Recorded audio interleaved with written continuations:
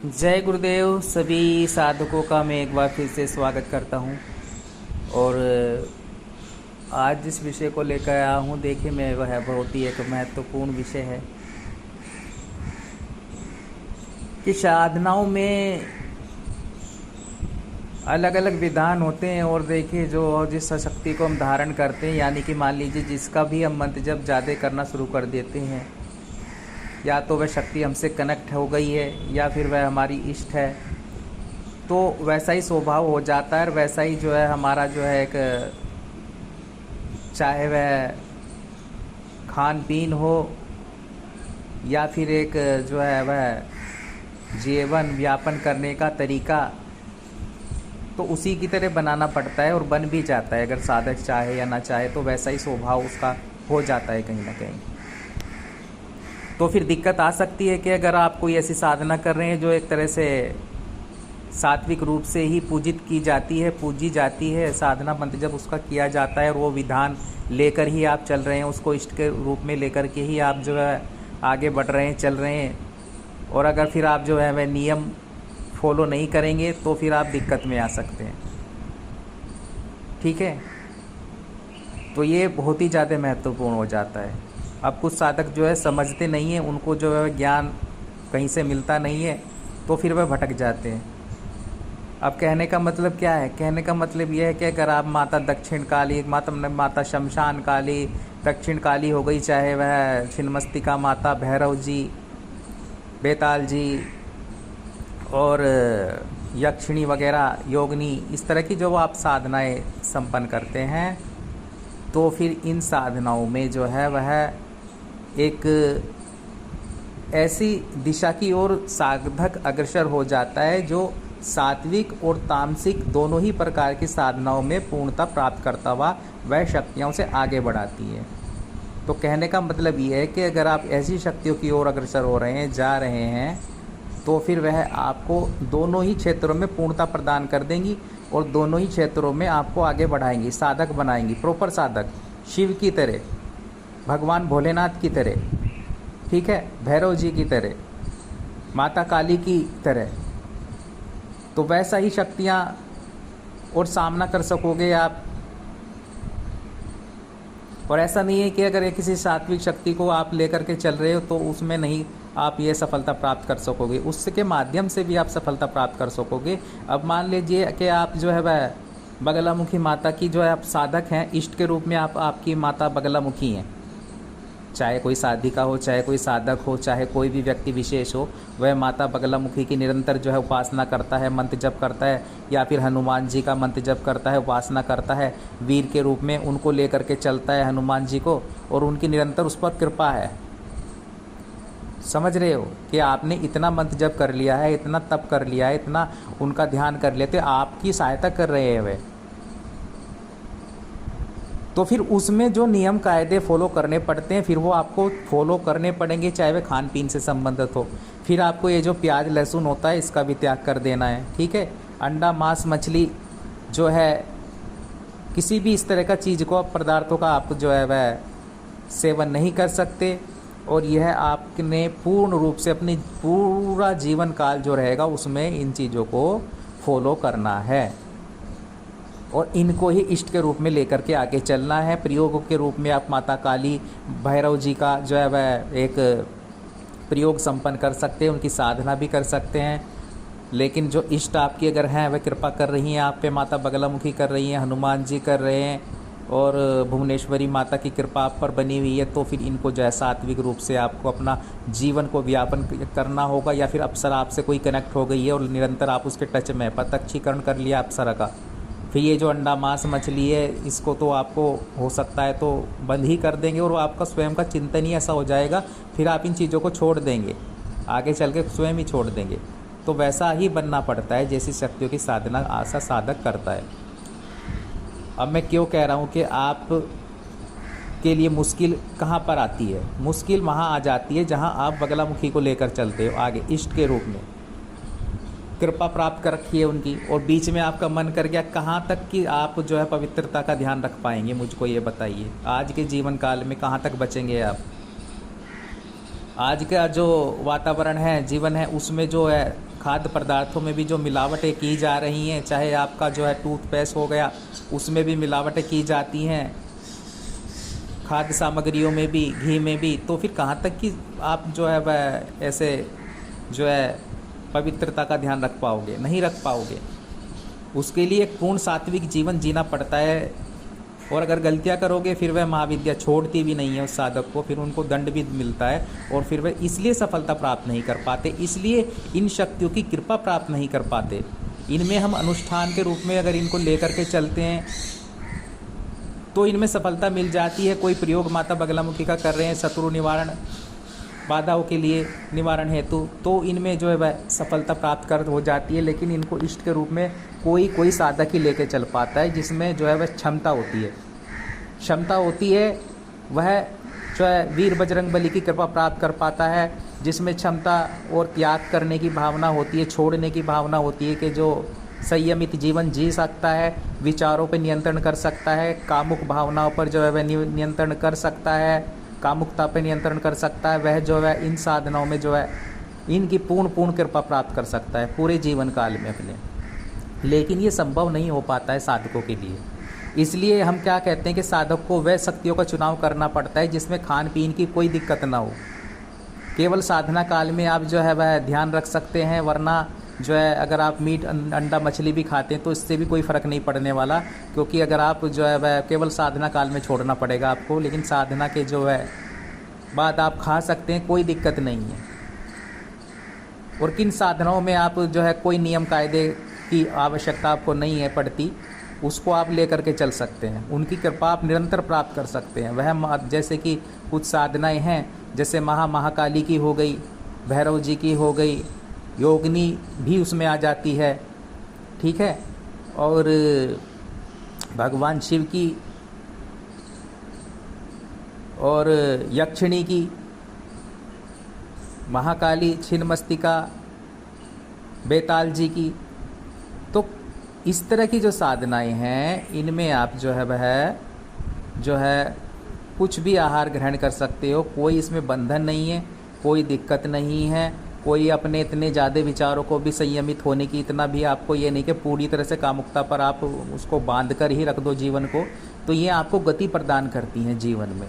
सारी ही जो आजकल का जो जीवन है उसमें इस तरह की जो है साधना इसलिए महत्वपूर्ण हो जाती हैं कि फिर जो है आपको दोष नहीं लगता है, और ये आपको दोनों ही तरह से पूर्णता प्रदान कर देती हैं। सात्विक साधनाओं में भी सफलता देती हैं और जो है वह तामसिक साधनाओं में भी, यानी कि आपको एक शिव की तरह, जैसे भगवान शिव का स्वरूप होता है, उनके साथ जो है उनके गणिकाएँ जो हैं वह भूत प्रेत भी हैं, देवता भी हैं, और वह साधक जो शिव उपासक होता है, भैरव उपासक होता है, महाकाली उपासक होता है, जिनकी सेना में माँ शमशान काली उपासक होता है, योगिनी का उपासक होता है, तो उनकी सेनाओं में जो है वह माता छिन्नमस्तिका उपासक, तो उनकी सेनाओं में उनके गणिकाएँ जो होते हैं वह दोनों ही प्रकार के होते हैं। दोनों पर ही कृपा वह देवी देवता प्राप्त करते हैं, प्रदान करते हैं उनको कृपा। वैसे ही साधकों का जीवन आज के जो है माहौल में रहना, तो मैं इसीलिए कह रहा हूँ कि आप जब शक्तियों को धारण करें तो सोच समझ कर करें कि आप कैसे आगे बढ़ पाओगे। कुछ साधक कहते हैं कि गुरुजी हम तो जो है वह पूर्णता से अपने मन पर नियंत्रण करके रखते हैं, कामुक विचारों पर भी, और जो है वह जो खाद्य सामग्री है उसको भी पूर्ण सात्विक आहार लेते हैं, हम तामसिक लेते ही नहीं हैं। तो ये पॉसिबल नहीं है। कितना बचाव करोगे आप, कितना बचाव करोगे? और एक गलती की तो कृपा रुक जाती है उन शक्तियों की, उन देवी देवताओं की आपके ऊपर से, वो उस तरह से नहीं मिल पाती जैसे इन साधनाओं में जो है वह तेज़ी से सफलता प्राप्त क्यों होती है साधक को, वह इसीलिए होती है। भैरव साधनाओं में इतनी आगे क्यों बढ़ जाते हैं साधक, महाकाली साधना में क्यों सफलता मिलती है, वो इसलिए मिलती है कि इनको प्रभाव पड़ता नहीं है। खान पीन कुछ भी खा रहे हैं, कुछ भी आहार का सेवन कर रहे हैं, कोई दिक्कत नहीं पड़ेगी। शमशान में बैठकर साधना कर सकता है वह साधक, किसी भी स्थान पर बैठ कर के साधना संपन्न कर सकता है, मंत्र कर सकता है। तो इसमें जो है वह चीज़ें जो है वह प्रभावी नहीं होती हैं कि आपका दोष लगे आपको। बस जो ज़रूरी हो जाता है वह यही होता है कि आप साधना काल में जो है वह नियम का जो पालन करेंगे ही, उसमें जो है वह आपको जो है वह अपनी कामुकता पर भी नियंत्रण रखना होगा साधना के बीच में, चाहे वह साधना 21 दिन की है चाहे 41 दिन की है। लेकिन वह जो साधनाएं होती हैं माता पीताम्बरा बजरंग बली, इसमें एक आपको संयमित जीवन जीना पड़ेगा। इसमें आपको ऐसा नहीं है कि साधना आपने साधना के बीच में तो करना ही करना है, अनुष्ठान के बीच में तो खाने पीने पे भी वो मांसाहार का सेवन भी नहीं आपको करना, वो तो है ही, लेकिन इसके बाद भी संयमित जीवन जीना है। इसके बाद भी आपको जो है अपने खान पीन पर भी जो है सात्विक भोजन का ग्रहण करना है, चाहे वह हनुमान जी चाहे वह माता पीताम्बरा। ठीक है, गलती करोगे, कामुक विचार लाओगे, किसी अन्य स्त्री को देख करके मन विचलित करोगे तो फिर आप पर दंड का भागीदार बनोगे। एक तरफ बगलामुखी की साधना मंत्र जब निरंतर कर रहे हो, एक तरफ वीर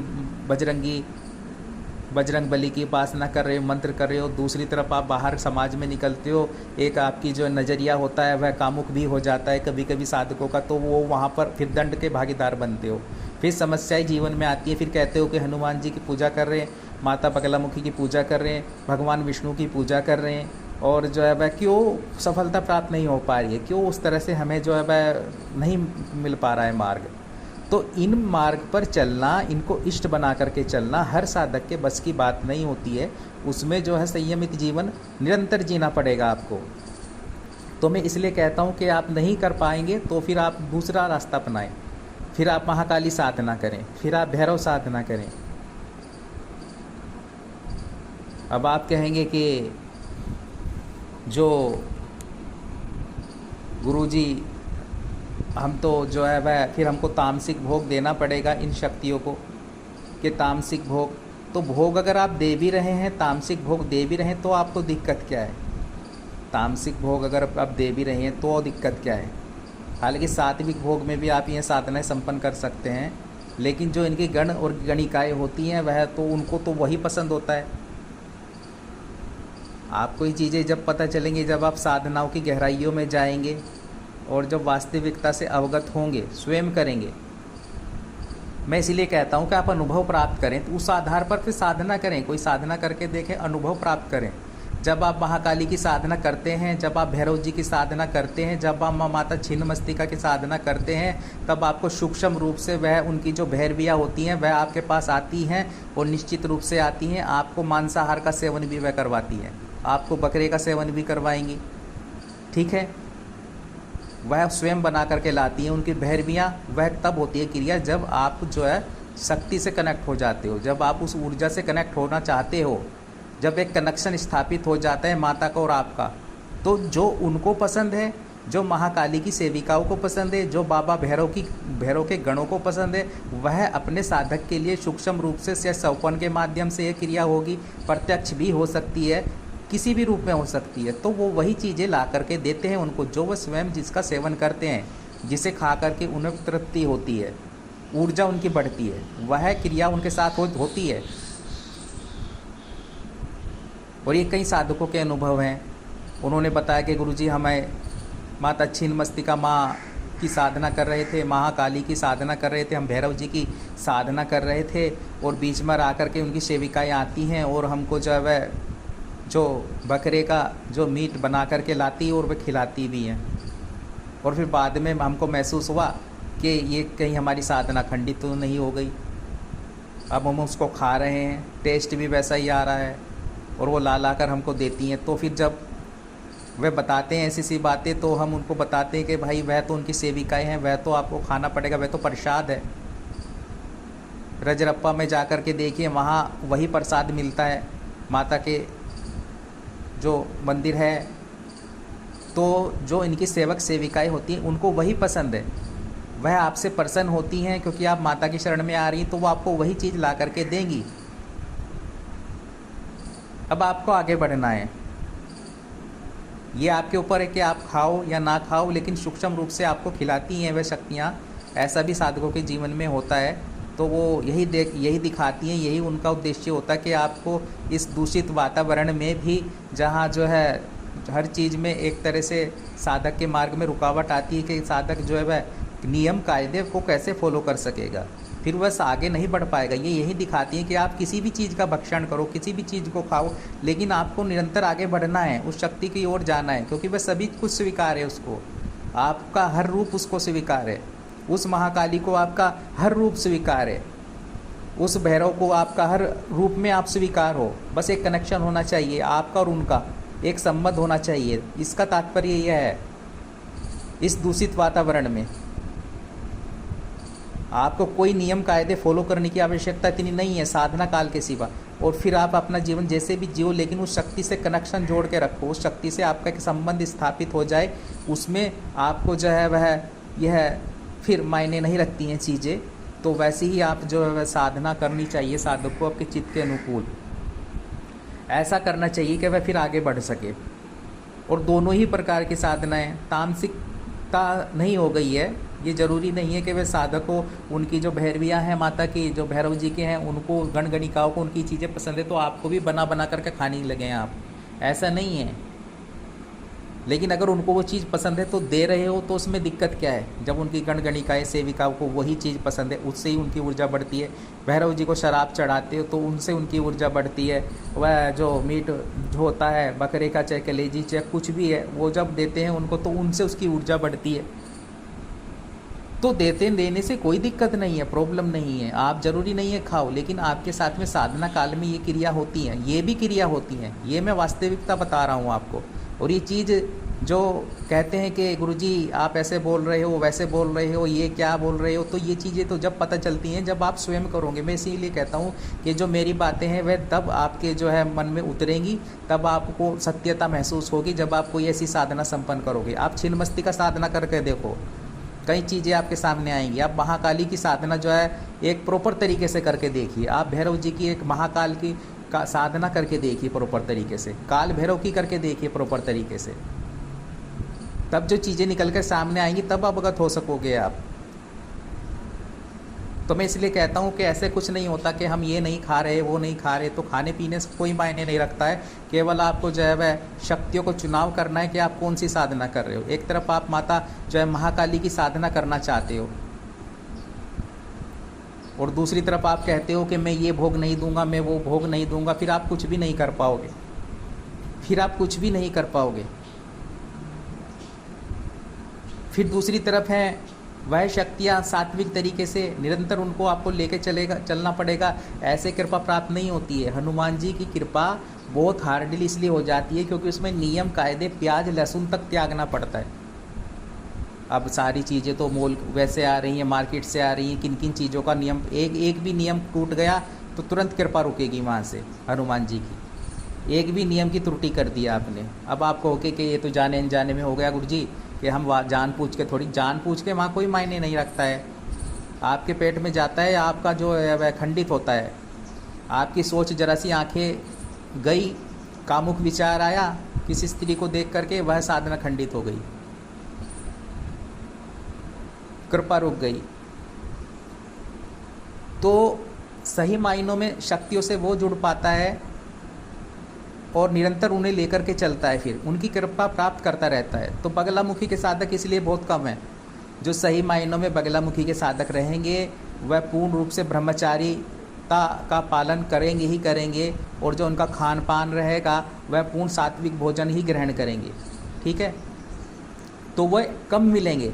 अनुष्ठान करने वालों की कमी नहीं है, हवन करने वालों की कमी नहीं है। बगलामुखी माता के हवन करने वालों की कमी आपको मिलेगी नहीं। वो बहुत बैठे हैं, दतिया में बैठे हुए हैं और दरबारों में भी बैठे हुए हैं, कई पंडित पुजारी मिल जाएंगे, लेकिन वो हवन प्रक्रिया अलग है, वो एक दिन का नियम कायदा है। लेकिन इसमें जो निरंतर उनकी कृपा प्राप्त कर रहा हो, जो इनका साधक हो, प्रॉपर साधक, वह बहुत कम मिलेंगे।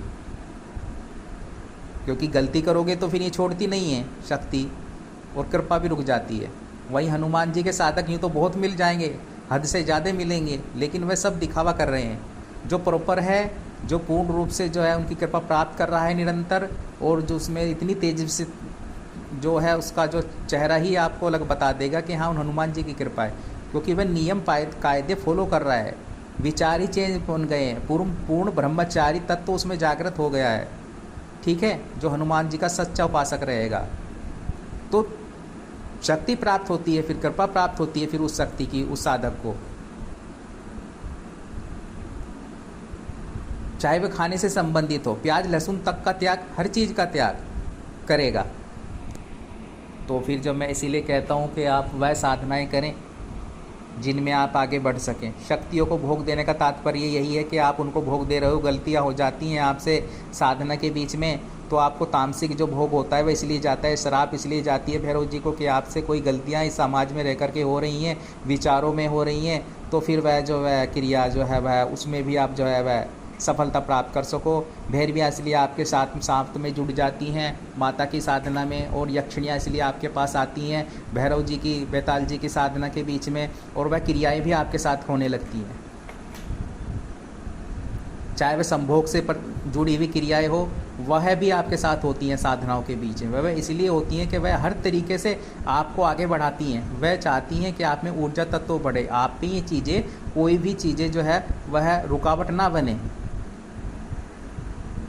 इस पृथ्वी पर रहते हुए भी, इस माहौल में रहते हुए भी आप सफलता प्राप्त कर सकें, कुंडलिनी का जागरण कर सकें। तो वैसी साधना करना जरूरी होता है कि साधक को, मैं कहने का मतलब यही कि आज के समाज में, आज का जो वातावरण है उसमें क्यों महत्वपूर्ण हो जाती है महाकाली की साधना, क्यों महत्वपूर्ण हो जाती है भैरव जी की साधना, क्यों महत्वपूर्ण हो जाती है माँ छिन्नमस्तिका की साधना, ऐसी ऐसी साधनाएं, यक्षिणी साधनाएं, योगिनी साधनाएं, तो ये इसलिए महत्वपूर्ण आपके लिए हो जाती हैं।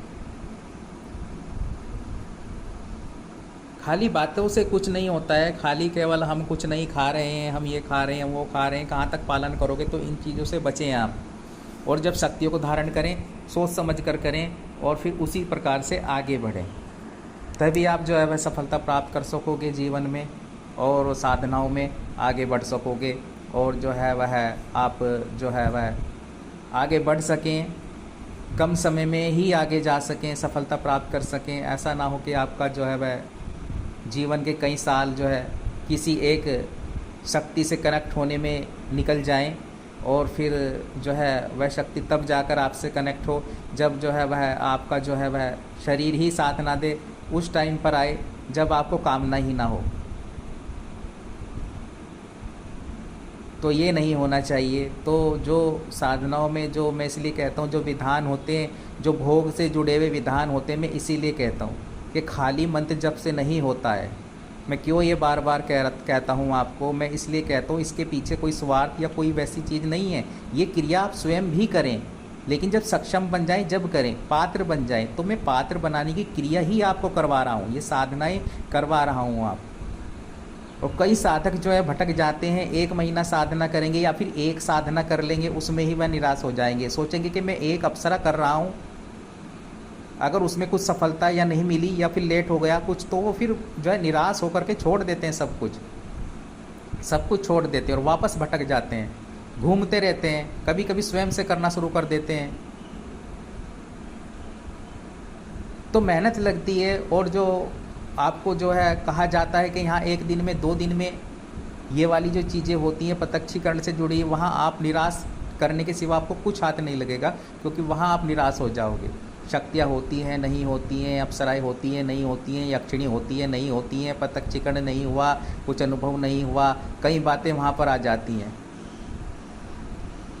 और जब साधक साधना करता है, जब कोई अप्सरा करता है, जब कोई यक्षिणी करता है, उसका दिमाग केवल यही होता है कि मुझे प्रत्यक्षीकरण करना है। प्रत्यक्षीकरण हुआ तो साधना सफल, प्रत्यक्षीकरण नहीं हुआ तो साधना मेरी असफल। फिर वे निराश हो जाते। जब मन में ये भावना रख करके जो है कोई साधक साधिका साधना संपन्न करता है, तो वह सफलता प्राप्त कर ही नहीं पाता। सबसे पहले उसको सोचना चाहिए कि मैं पूर्ण विधि द्वारा किसी के मार्गदर्शन में जो है साधना संपन्न कर रहा हूँ, और इसमें एक संबंध स्थापित कर लेना है उस शक्ति के साथ में।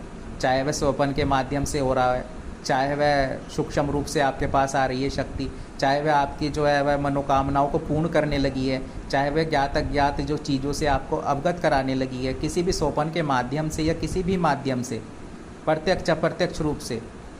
तो मैं इसलिए कहता हूँ कि साधनाओं में जो है कुछ भी क्रिया घटित हो सकती है। वह दूसरे दिन भी, साधना से पहले भी जो शक्ति आप जिसकी साधना संपन्न कर रहे हो, वह अप्सरा, वह योगिनी, वह यक्षिणी या कोई भी शक्ति, वह आ सकती है आपके समक्ष। ऐसा नहीं है कि वह लास्ट में ही आएगी, और ऐसा भी हो सकता है कि 2 महीने 3 महीने लग जाए इसमें आने में। वह आपकी ऊर्जा को बढ़ाए, वह आपको साधनात्मक मार्ग दे दे, आपके जीवन में नई नई साधनाएँ ला दे, जिससे आप वह संपन्न करें, ऊर्जा बढ़े और वह तब आए। तो चीज़ें कुछ भी हो सकती हैं आपकी साधना में, और यही वास्तविकता है। वह आपकी ऊपर क्षमता है कि आप कितना उसे प्राप्त करने की कोशिश कर रहे हो, किसका कितना उसके पीछे पड़े हो, शक्ति को कितना उसको धारण कर रहे हो, कितना जो है विश्वास के साथ में जो है मंत्र जप कर रहे हो आप। तो विश्वास होगा तभी शक्तियाँ जो है जुड़ती हैं, और एक शक्ति भी जुड़ गई वही भी आपके सामने जो है खड़ी हो जाएगी आपकी जो है। चाहे वह ये मत सोचो कि मैं अप्सरा कर रहा हूँ तो इसमें क्षमता कम है। कई साधक सोचने लगते हैं मैं अप्सरा कर रहा हूँ तो ये शायद मेरा इस चीज़ में साथ ना दे, इस चीज़ में साथ ना दे, मैं यक्षिणी कर लेता हूँ, मैं योगिनी कर लेता हूँ, मैं कोई महाविद्या कर लेता हूँ। अरे भाई, कोई भी शक्ति जुड़ गई, प्रत्यक्ष हो गई या प्रत्यक्ष रूप से भी आपको अनुभव देने लगी तो वह आपकी सहायता करेगी ही करेगी। भौतिक जीवन से जुड़ी सभी आशाएं, सभी जो इच्छाएं वह पूर्ण करने लगेगी, आपकी सुरक्षा भी करेगी। क्या एक अप्सरा आपसे आपकी तंत्र प्रयोग से रक्षा नहीं कर सकती है? क्यों नहीं कर सकती? वह आपको अवगत करा देगी, वह आपको बताएगी कि आपके ऊपर तंत्र क्रिया की गई है, वह आपको अवगत करा देगी। जब आपसे मिलेगी उसे क्या पता नहीं होगा? उसे पता होता है क्योंकि उसमें शक्तियाँ हैं, वह जागृत है, वह देवकन्या है। वह आपको बताएगी कि आपको कौन सी साधना करनी है जिससे आप इससे छुटकारा प्राप्त कर सको। ये अलग बात है कि वह आप उस तंत्र काट की नहीं कर पाएगी, लेकिन इतना है कि वह आपको बताएगी कि हाँ आपको ये साधना करनी है, इसके माध्यम से जो है वह आप इसको जो है तंत्र काट क्रिया स्वयं कर सकते हो। तो ये छोटी चीज़ नहीं होती है, एक मार्गदर्शिका बन जाती है एक अप्सरा और कोई भी शक्ति। तो सभी शक्तियाँ अपने आप में महत्वपूर्ण होती हैं, लेकिन मैं यही कहूँगा कि शक्तियों को धारण करने के लिए हमें उनके जैसा बनना पड़ता है और अपने आप को जो है उस लेवल का बनाना पड़ता है। क्यों गुरु मंत्र आवश्यक हो जाता है? गुरु मंत्र इसलिए आवश्यक होता है कि आप नियंत्रण में ले सकते हो इन शक्तियों को। भैरव जी की साधना करोगे, महाकाली की साधना करोगे, तो बेताल जी की करोगे, तो आपका जो ऊर्जा होगी उनकी ऊर्जा आपके शरीर में स्थापित होना शुरू हो जाएगी। उनके गण गणिकाएँ सेविक आपके ओर आकर्षित होंगे।